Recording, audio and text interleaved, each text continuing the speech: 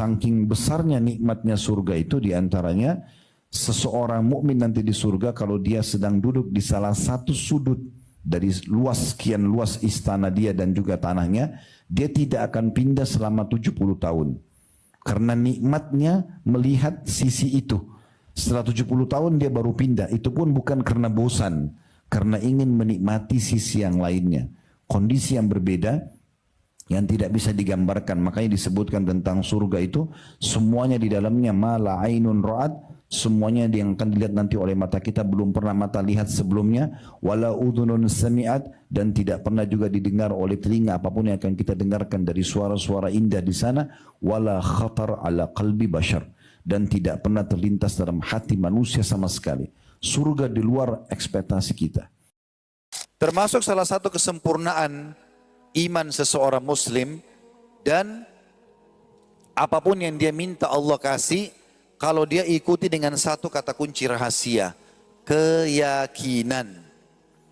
Teman-teman kalau berdoa kepada Allah, mau 3 jam, 4 jam, selama 24 jam seharian berdoa terus, kalau tidak diikuti dengan keyakinan tidak akan diterima. Berdoa dengan beberapa saat saja, tapi diikuti dengan keyakinan, maka masuk dalam sabda Nabi SAW, Ud'u rabbakum muqinuna bil ijabah, fa inna Allah la yakbalu ad-du'a min qalbin ghafil. Berdoalah kalian dengan Tuhan kalian dengan penuh keyakinan akan diterima. Dan sesungguhnya Allah tidak akan menerima doa dari hati yang lalai. Walaupun orang itu jauh dari kita atau tidak dikenal, apalagi orang yang dikenal. Orang terdekat seperti pasangan hidup, anak-anak, orang tua, kerabat, sahabat-sahabat, orang-orang di lingkungan kita, atau tidak dikenal. Semua tetap harus dijaga tutur kata yang akan diucapkan pada mereka sehingga tidak sampai menyakiti mereka. Allah berfirman dan kekal dalam firman-Nya dalam Al-Quran dalam surah Isra ayat 53 yang artinya, dan katakanlah kepada hamba-hambaku, hendaklah mereka mengucapkan perkataan yang paling baik. Hendaklah mereka mengucapkan perkataan yang paling baik. Artinya kalau ada perkataan A dan B atau susunan kata A dan B yang akan disampaikan kepada pasangan hidup, kepada orang tua, kepada kerabat, kepada teman-teman, kepada lingkungan, kenal atau tidak kenal, ada pilihannya tutur kata A dan tutur kata B. Ternyata kita temukan yang B misalnya lebih santun, maka kita harus memilihnya. Allah mengatakan itu. Ada ikhwah dan akhwat kita sudah hijrah. Dulu mungkin masa lalunya buruk, pezina, pemabuk, apalah semua kejahatan sudah dikerjakan. Sekarang dulu di sebelah antum di majelis ilmu. Gak boleh antum begitu lihat dia, oh ahli neraka kok ada di sini. Ya jangan, gak boleh gitu kan. Dulu juga masa lalu kamu saya tahu kok. Untuk apa? Ya gak perlu. Itu gak boleh dalam Islam. Nah ini babnya tidak boleh. Kalau ini hukumnya haram. Ya kan? Justru kita harus mendukung sekarang keadaan dia. Karena yang sering kita sebutkan ya, berapa banyak sahabat dulu sangat membenci Islam. Umar bin Khattab membenci Islam. Abu Sufyan membenci Islam. Anaknya Abu Sufyan dulu ikut dengan dia. Yazid, Muawiyah, itu kan masa-masa Mekah walaupun mereka masih kecil. Kemudian ada anaknya Abu Jahal, ya, Ikrimah, tapi hanya masuk Islam. Itu kan dulu mereka benci Islam awalnya. Tapi setelah mereka masuk Islam, tidak dikenang lagi masa buruknya. Allah lebih cinta pelaku maksiat yang tobat dibandingkan orang soleh yang tidak pernah merasa salah. Catat itu. Allah lebih cinta pelaku maksiat yang gemar bertobat dibandingkan orang soleh yang tidak pernah merasa salah. Jadi kalau antum pernah berbuat maksiat, karena anda manusia. Tapi karena anda manusia, anda tobat. Karena yang tidak tobat itu cuma setan. Setan salah, setan nggak tobat. Manusia salah, manusia tobat. Ketika anda tobat, Allah cinta. Anda merasa soleh, tapi nggak pernah merasa salah. Allah malah nggak suka. Allah lebih mencintai pelaku maksiat yang gemar bertobat dibandingkan orang soleh yang tidak pernah merasa bikin status itu. Teman-teman sekalian, Allah subhanahu wa ta'ala menciptakan kita memang ini agar kita mengetahui kita punya Tuhan yang mengatur semua roda kehidupan ini, harus ada ujiannya. Kalau kehidupan kita ini tidak ada ujiannya, maka tidak nyaman orang jalan. Dan antum tidak akan mengetahui besarnya nikmat yang Allah sedang siapkan. Contoh misal, antum sepanjang hidup nggak pernah sakit. Sehat terus. Dari mana antum bisa tahu nikmat sehat itu? Mungkin orang akan anggap remeh. Terbukti sekarang kita setiap hari selalu tarik nafas, menghembuskan nafas. Ini nikmat besar. Mata kita bisa tangkap cahaya melihat, telinga kita bisa membedakan mana intonasi suara yang keras dan lembut. Dalam seketika, kita baru mengetahui betapa besar nikmat kesehatan itu.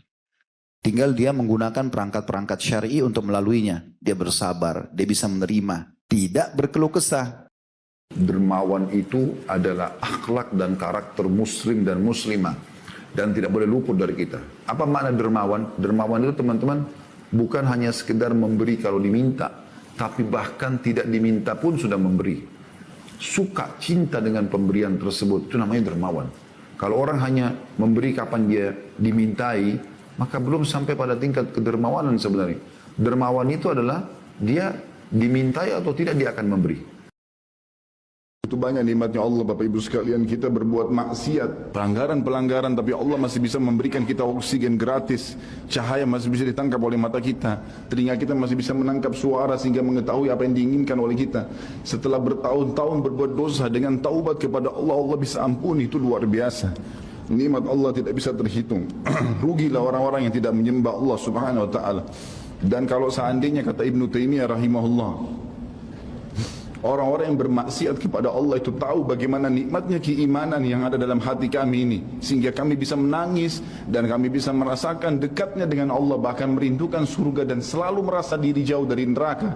Maka niscaya mereka akan membelah dada-dada kami dan mengambil keimanan itu, karena mereka tidak akan pernah merasakannya. Keimanan akan membuat makanan sederhana menjadi mewah, tidur di tempat yang biasa akan menjadi nyaman, bahkan cobaan seberat apapun menjadi kecil buat kita. Ingat, jangan keburukan dibalas dengan keburukan. Orang fitnah, biarin dia fitnah sampai dia capek.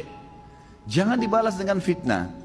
Lalu apa yang saya harus lakukan, Ustadz? Maafkan. Gak usah khawatir. Dalam hukum Allah yang kita yakini, dia selama tidak minta maaf dengan kita, hukuman Allah tetap datang pada dia. Jaga diri baik-baik. Karena ini eranya sudah era agak berbeda. Ya, kalau kita ngaji hadis Nabi Sallallahu Alaihi Wasallam tentang perjalanan zaman, ini era-era pembuka ke masa-masa yang agak akhir, akan ditemukannya banyak hal-hal yang menjadi tantangan yang tidak mudah. Ya, kalau kita mau turunkan hadisnya banyak, tentang banyaknya kesalahan dianggap sebagai benar, ya, kemudian juga perilaku menyimpang dianggap sebagai hal yang biasa, ya, keburukan-keburukan mulai tampak. Dulu orang mau nonton yang kotor saja susah, sekarang masuk ke handphone, bisa diakses di kantong sendiri. Paling jahat handphone ngelihat maksiat tuh dipakai dalam sholat. Apa nggak malu sama Allah tuh? Baru nonton video kotor dimasukin kantong, dipakai dalam sholat. Nggak malu tuh sama Allah tuh. Oke? Nah, jaga diri baik-baik. Ya, mendekat pada Al-Quran, mendekat kepada sunnah Rasulullah SAW. Cari orang-orang baik sekitaran. Jaga pergaulan itu. Kalau sudah baik, kurangi keburukan-keburukan. Ya, konsisten dengan itu semuanya. Insya Allah kalau terjaga demikian, selamat kita. Ya, tidak usah mikir jauh-jauh kiamat, akhir zaman, Imam Mahdi, macam-macam. Pikirkan yang sekarang yang sedang kita lalui. Jelas? Ya, kemudian juga konsisten pada apa yang dipelajari. Ya, nah kalau sudah paham seperti ini, insya Allah Allah berikan burhan. Mencerna sesuatu itu jernih.